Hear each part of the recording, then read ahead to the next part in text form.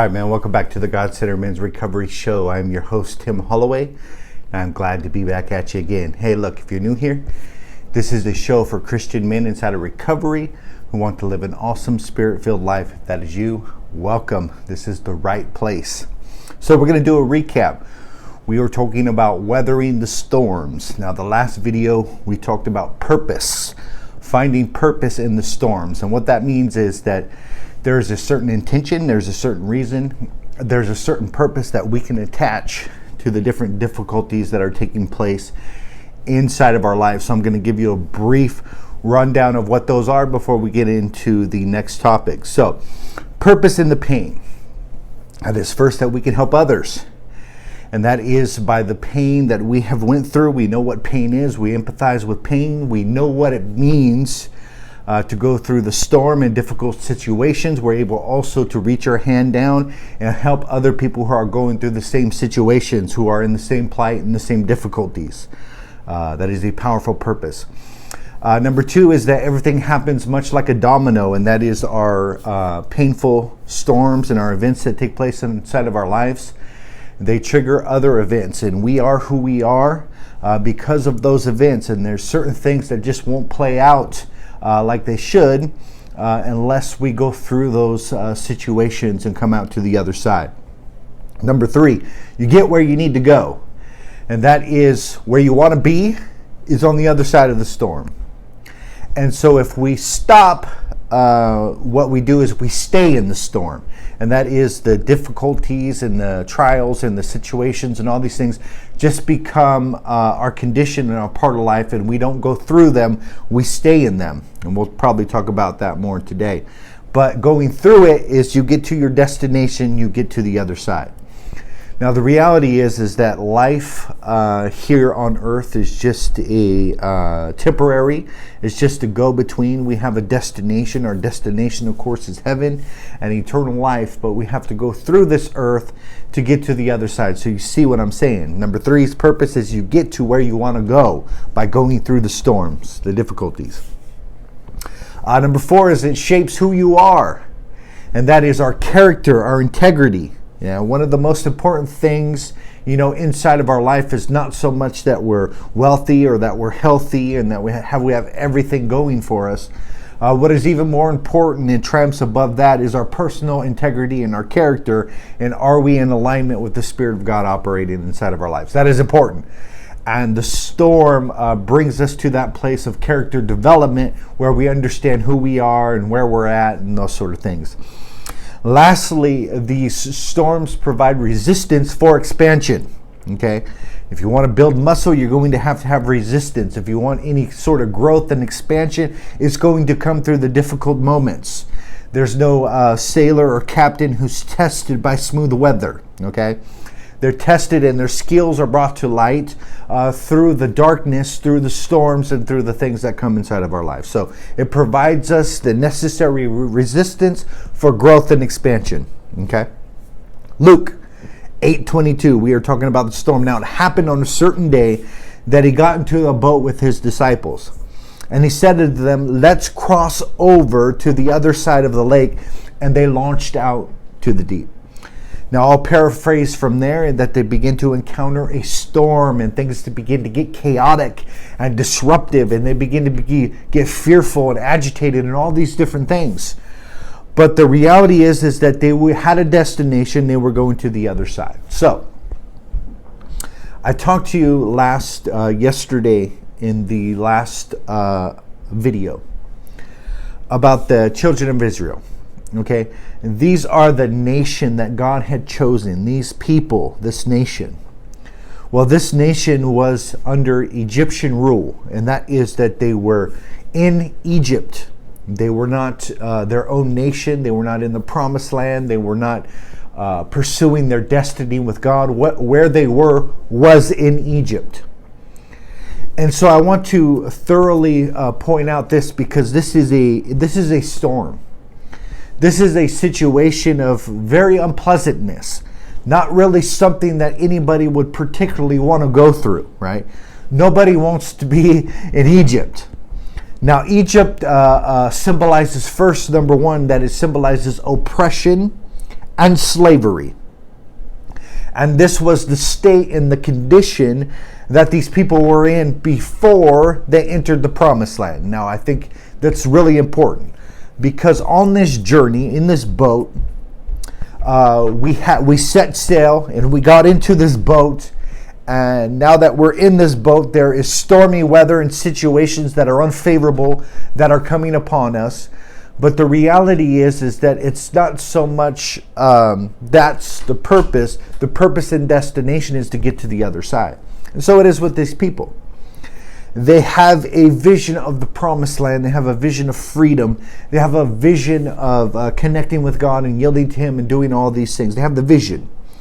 But here they are in Egypt, and that is, they are in slavery and oppression.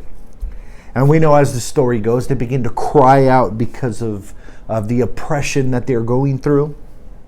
And they begin to cry out for because of the slavery. What the Egyptians were doing is they were getting free slave labor, right? They were using the weak and the minority to build their kingdom. And they were cruel and they were abusive and all of these different things. And here they are crying out to God for deliverance. Please free me from this slavery. Free me from this oppressive thing that is going on in my life. And that is kind of symbolic of what begins to take place inside of our own lives. That we are in this state of Egypt mentally, okay? And is a state of slavery and oppression. And we are oppressed,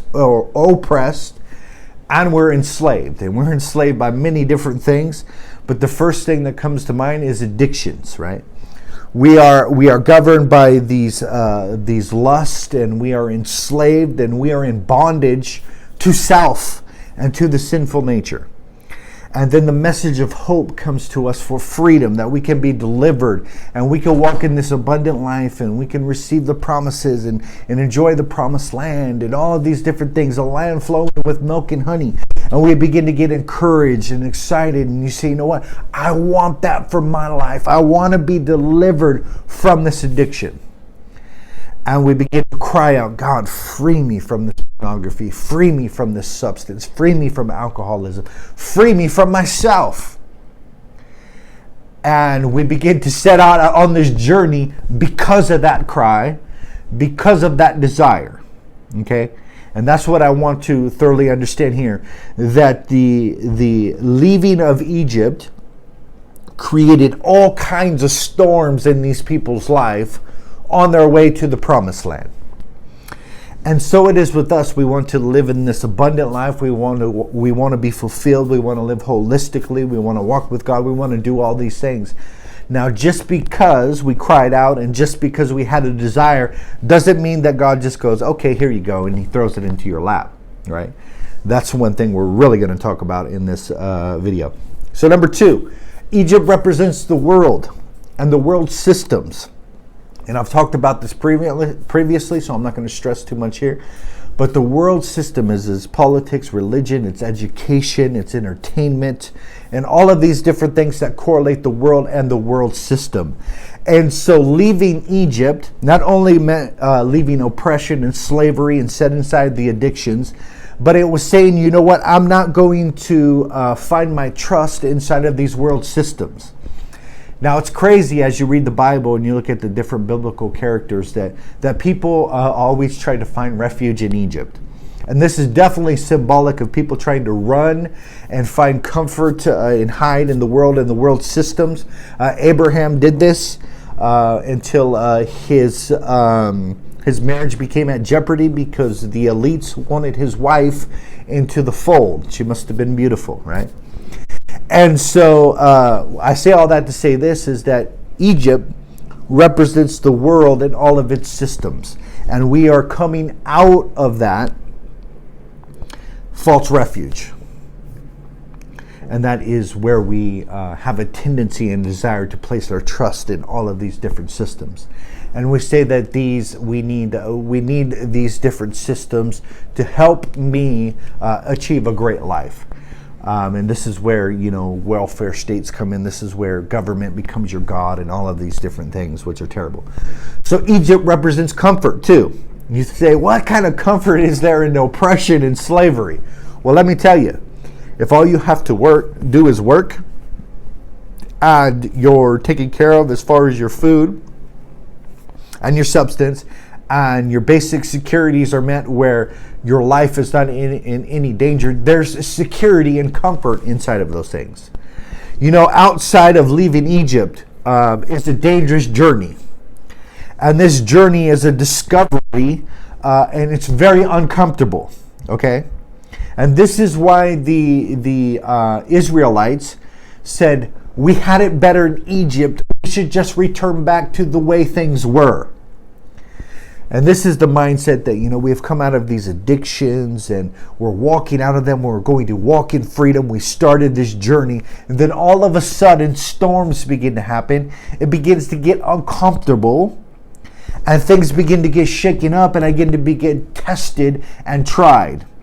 And the reality is that it was much safer inside of my addiction. I didn't have to deal with any of my pain. I didn't have to face the truth. I didn't have to be honest. I didn't have to learn to let go and forgive. I didn't learn how to connect with other people. I didn't, you know, all of these different things and challenges that come up, they're not a reality when you are inside of your addiction. You're on autopilot, you're on easy street, and you're not participating inside of these things. So the next one is predictability. Inside of Egypt, before the storm, there is predictability. And that is when they were on dry land, before they got in the boat, everything was pretty predictable. Everything was stable. Everything was calm. There wasn't any problems. But then they got into the boat. And that's the way it operates in our life, is that, you know, when we're on easy street and when we're sedating and we're seeking to comfort ourselves and all of these worldly things and have our false refuge and our false hopes and all of these different things, that everything is stable and predictable. We know how things are going to be. And when we begin to step out of that, we begin to get into the boat.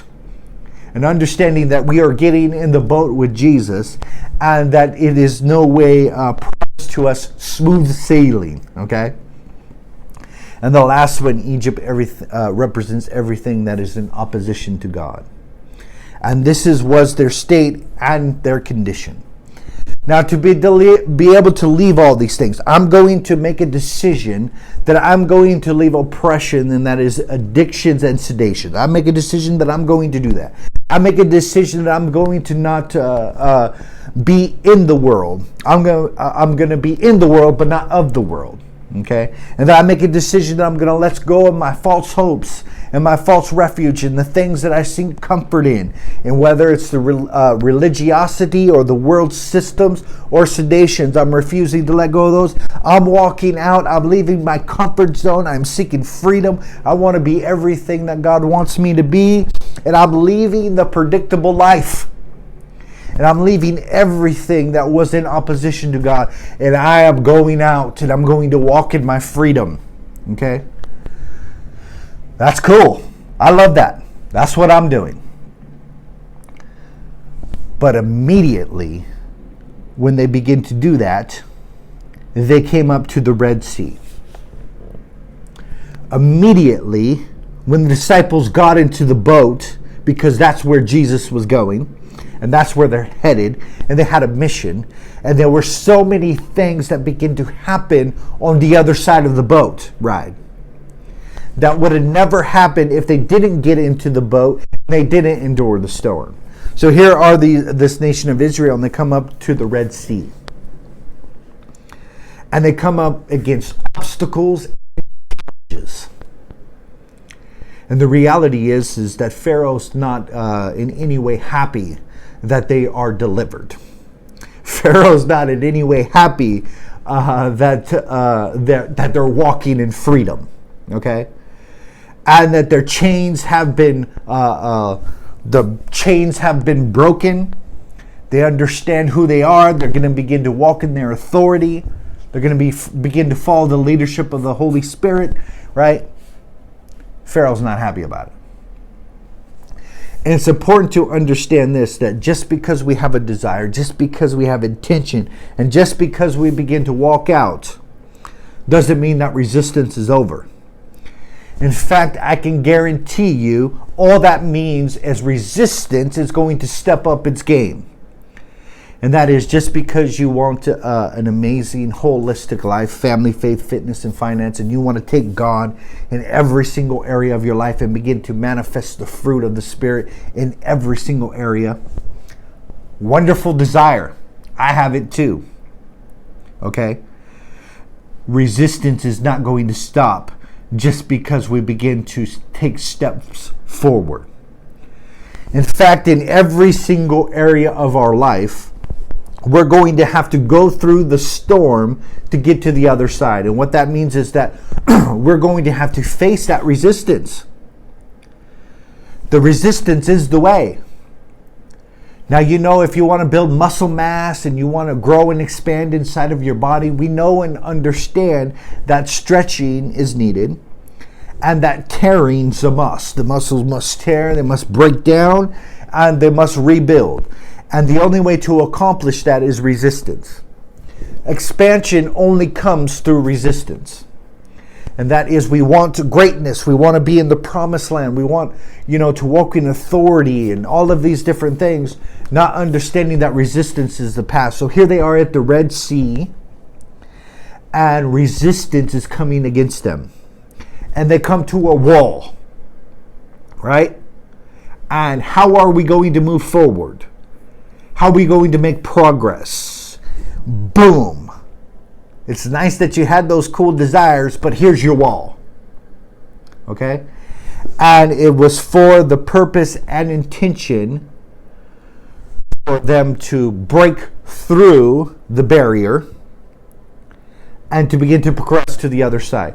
Now, if you understand financial and money markets and all this different stuff, most all the times in stocks or currencies and stuff, it comes up to the barrier. Okay? And that is, it rises to the known barrier.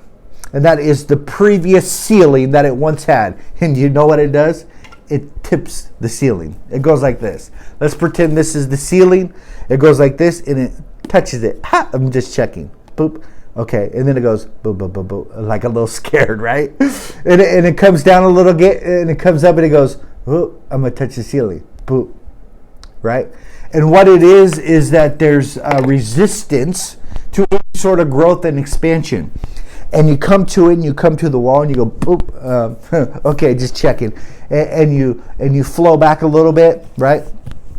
And you come back, boom, just checking. But there is a time that the pullback is so great that you begin to bust through the ceiling and the resistance. And the tiptoeing to it and touching it and like testing it out, right, ends up being a force that boom, busts right through it. So here they are. Have to go through the Red Sea. And as we know, the Red Sea parts under the direction and leadership of God, and they walk through on dry land, and the Egyptians that attempted to do so were drowned. I find that to be very interesting. The people try to coattail on God's miracles and think it's, because it worked for one person, it's going to work for them. And the reality is, when they attempted to walk inside of the miracle, they weren't connected to the source and attempted to do so. They were taken away with the current. So, to the promised land is obstacle after obstacle after obstacle. And as you read the story, you see that there are multiple different storms on the way to the promised land. And so it is, there are multiple different storms in life on the way to heaven.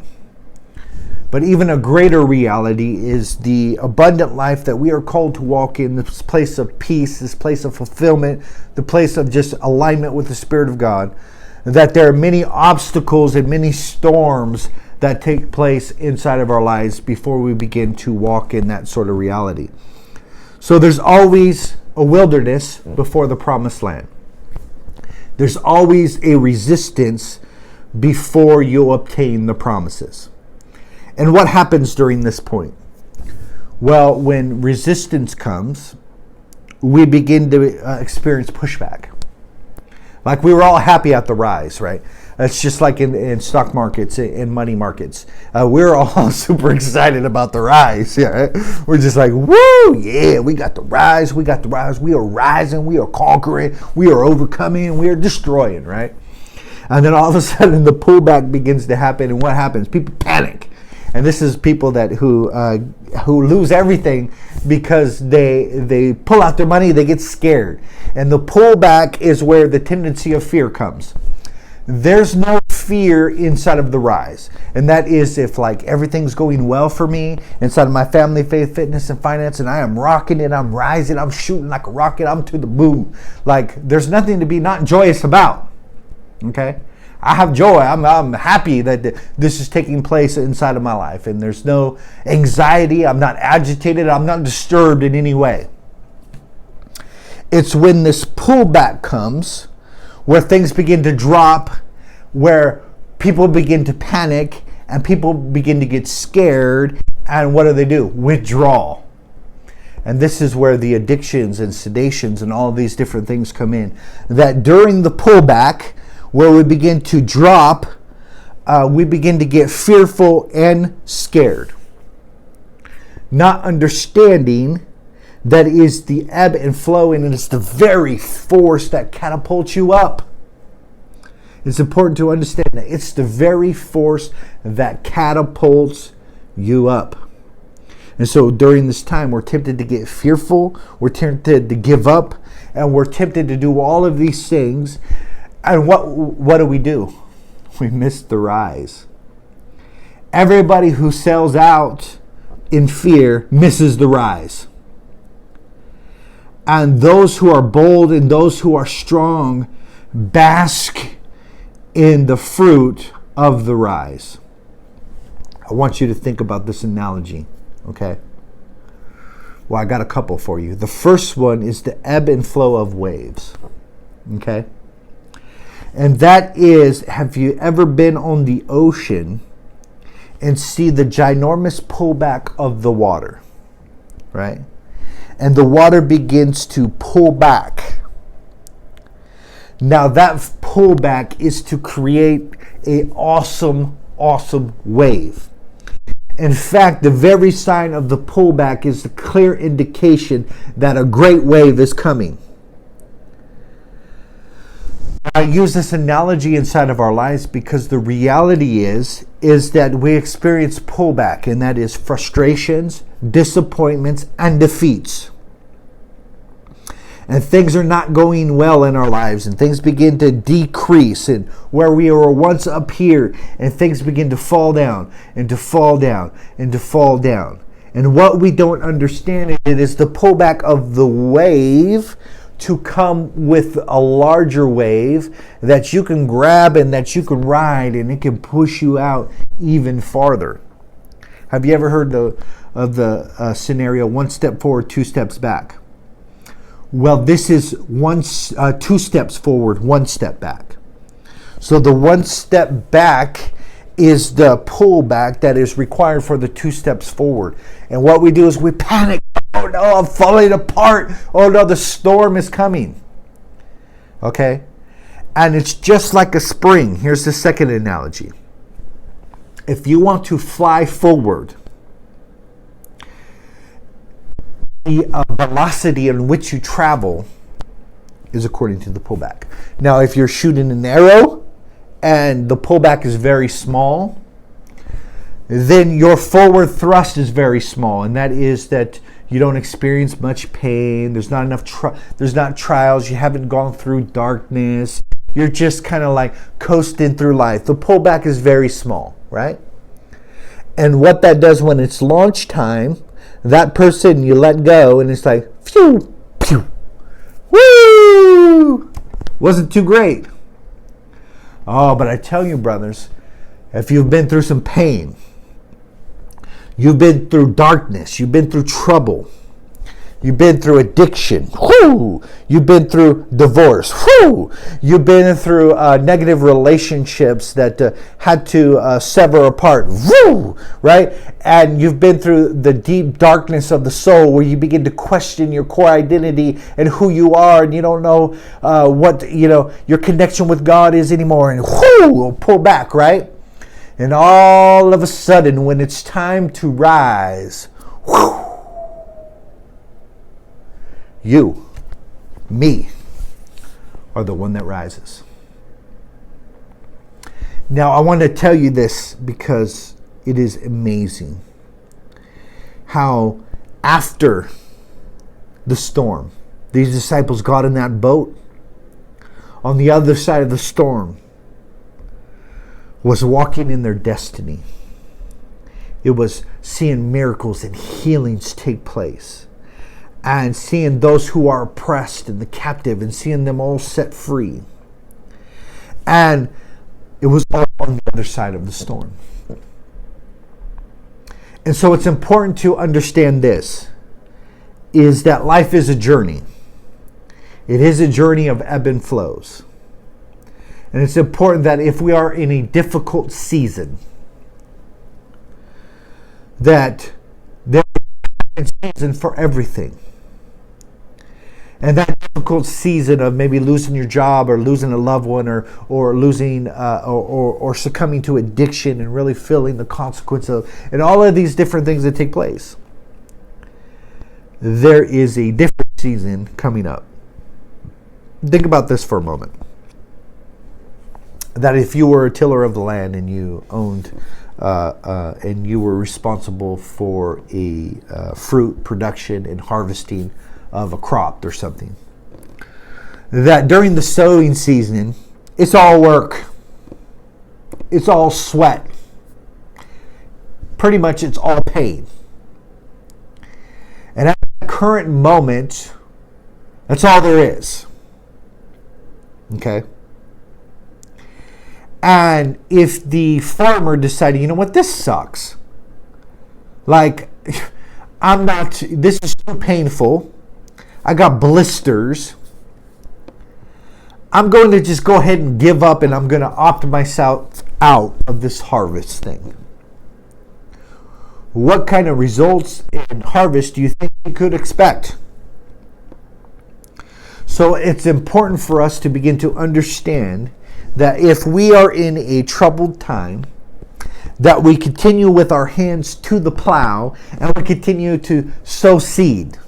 And we continue to make investments. Now, the most important thing inside of financial security, right, is that you make investments at the bottom. Okay? That is the most important thing. You don't make investments so much at the top at the reaping season. You make investments at the sowing season. That is when everything is dark, man. When everybody is doing their thing.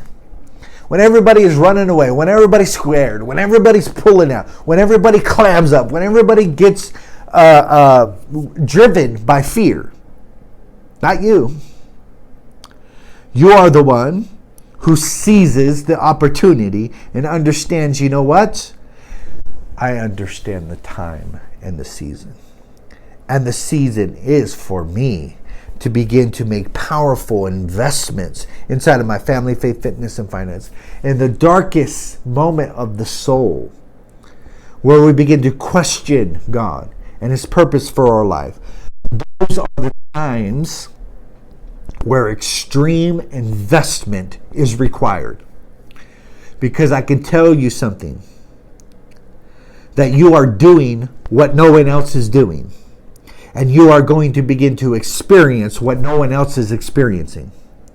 And it's all because you continue making the deposits in the storm.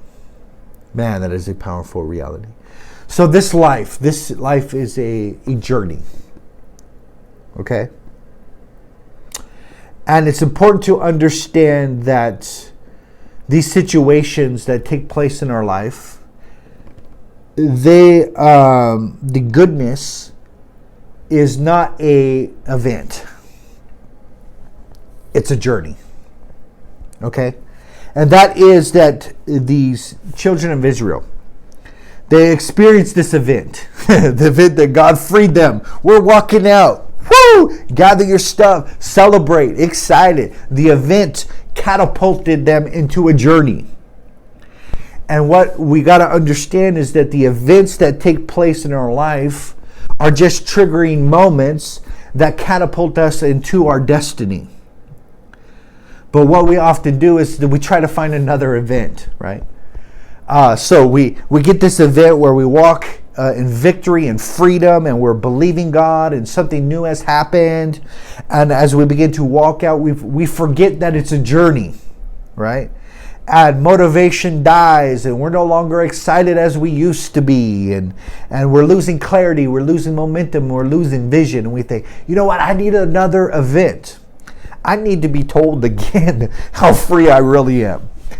And what we don't understand is that when we live in that mindset, we live in the mindset of our insides. Our insides, who we are, and the stability as a person is related to our environments. And that if things are good, we rise. If things are bad, we decline. And we attach our character to our environment. And that is that now that I'm in a storm, and now that everything is chaotic, I'm going to go ahead and fall apart. I'm going to go ahead and start complaining.